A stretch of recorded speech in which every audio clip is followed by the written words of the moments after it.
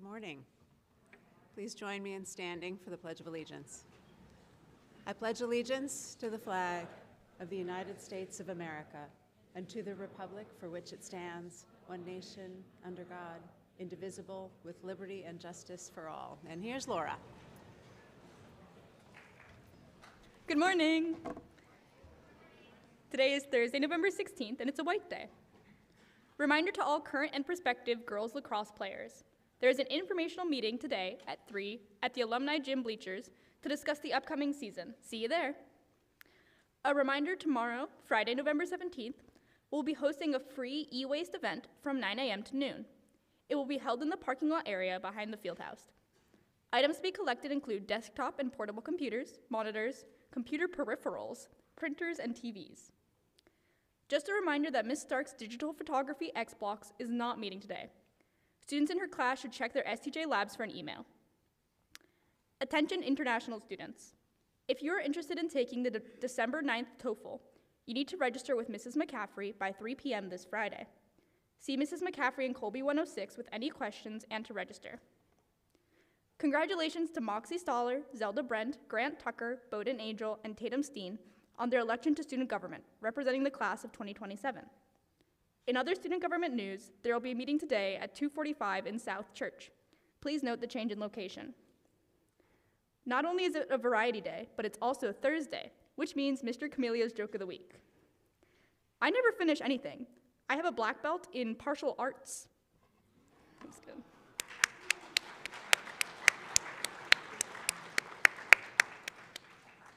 Happy birthday today to Nick Wright. Happy birthday.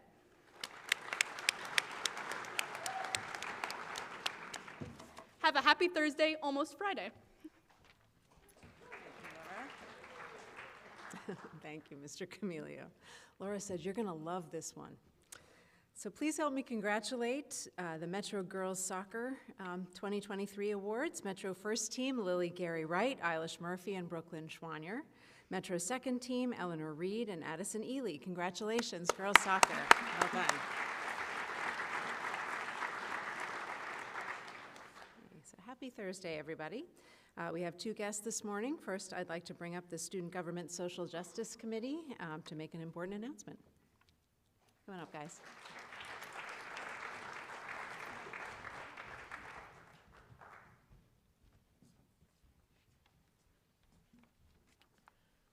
Good morning, everyone. We're here from the Student Government Social Justice Committee to talk about Transgender Awareness Week.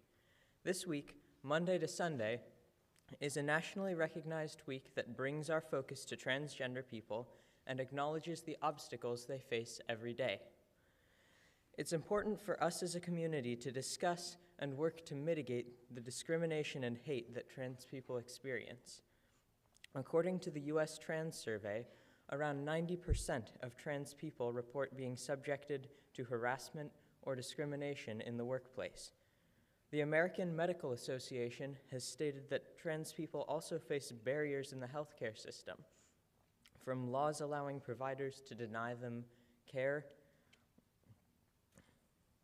or to anti-trans biases. Moreover, due to the discrimination and harm that society heaps upon them, around 40% of surveyed transgender people have reported attempting suicide.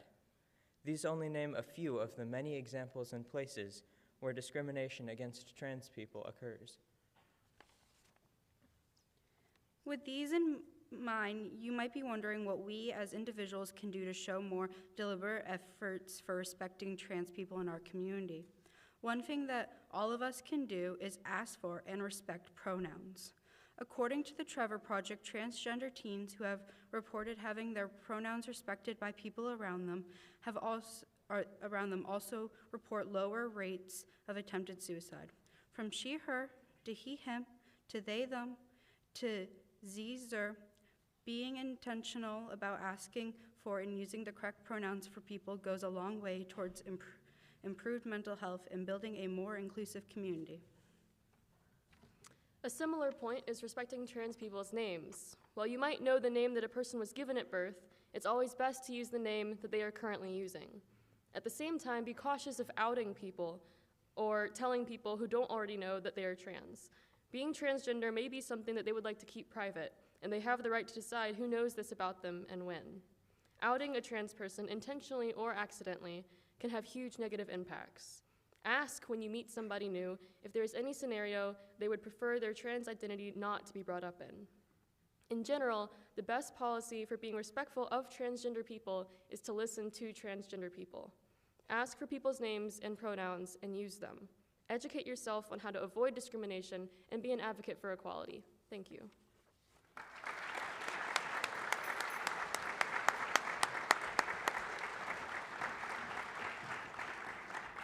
Thank you all. So it's good to be back. I've been traveling around a little bit, telling some folks who love St. Johnsbury Academy about you all and about how proud I am to be part of this school, and I'm grateful for those who have responded by supporting us.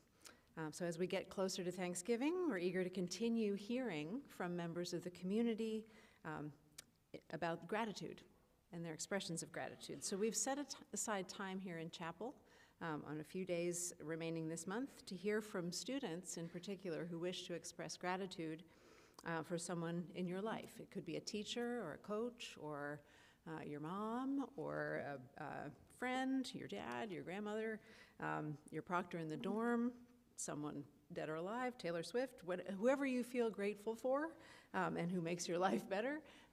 Please come to the headmaster's office and let us know if you'd like to share a few words of gratitude up here. It's very meaningful. So an etymology is a study of the origins or roots of words, like biology or astrology, and knowing etymologies helps you be more precise with language.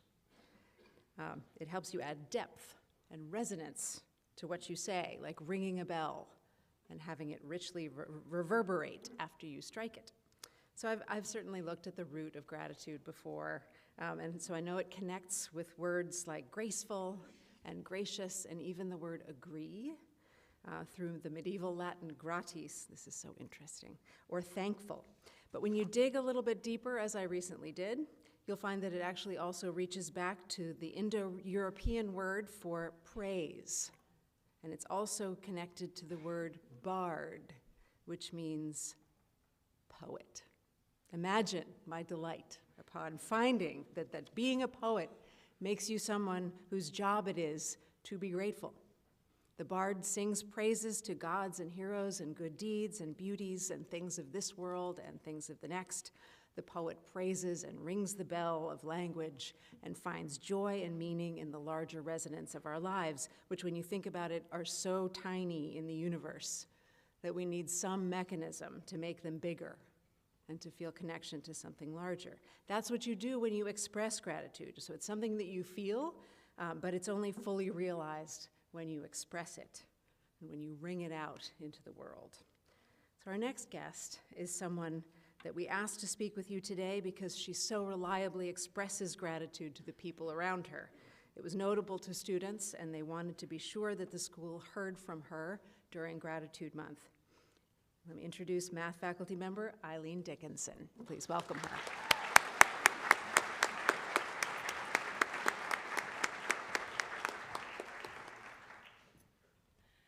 Good morning, everyone. So, I'm here because my advisory, who I am very grateful for, and maybe one Laura Poneran, decided, hey, we're gonna just let Dr. Hell know ahead of time that you should come up here and you should talk today. So despite my hesitance to do so, I really appreciate their faith in me, and I just wanna remind all you students that you lift us up every day without even knowing it. So thank you. All right, so I have a task for you because I'm a teacher, and that's what I do. I need you to please pause, listen, and think about someone you love. Remember, there's all sorts of kinds of love.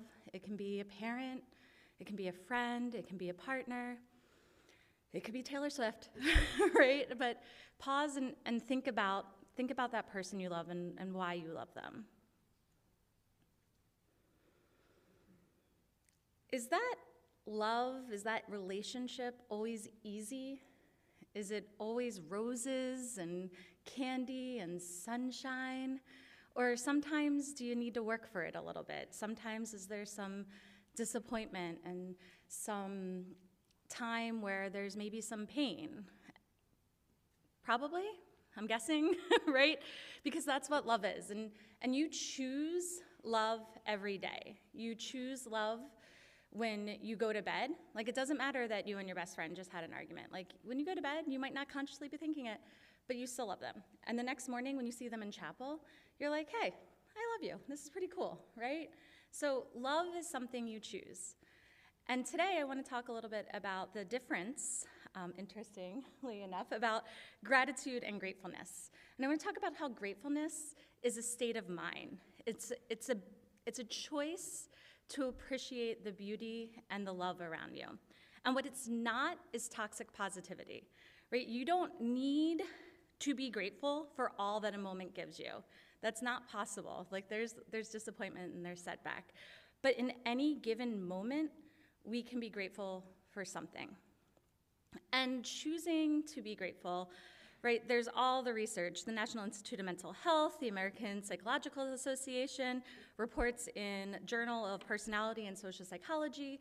They all talk about how practicing gratitude and gratefulness helps reduce stress, it helps you sleep better, it helps you be healthier, right? There are all these positive things and that you all deserve and you should do it.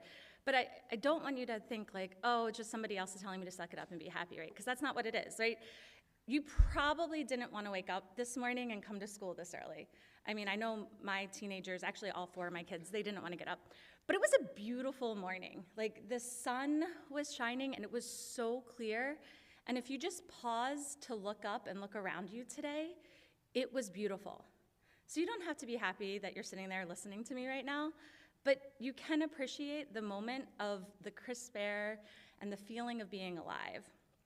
Your classes might be really hard and you might be struggling, and in the moment that might not feel great, but maybe over the few-day break that we have, or maybe even a couple years from now, you're going to be able to look back on that, and you're going to be able to find one moment where you succeeded through those struggles, and you grew, and you became a better person in that moment. And that's something that you can be grateful for. A sports season, right? Winter sports seasons are coming up. Some of you are going to be trying out for teams, and you may not make the team level you wanted to make, or you might, unfortunately, not make a team this season. But you had that opportunity to do that thing that you loved one more time. In the moment, it doesn't feel like that. But to be on that court one more time, to be on the hill one more time, it's really powerful. And when you get old like me, you can look back on those moments and really love your teammates and the feel of a basketball in your hand and the sound that it makes when it goes through the net without hitting the rim, right? Like, those are the things that really stick with you. So you deserve to be happy. You guys are amazing. Every day of mine is better because of you, even the hard ones. They are. So I just ask that you allow yourself to practice gratitude today. You thought of someone who you loved this morning. I would really appreciate it if you could share that appreciation with that person at some point today. Let them know you love them. Let them know that they make a difference in your lives. It'll really help you, and it'll help them. So good luck with everything. Hang in there, and find the beauty around you. Thank you.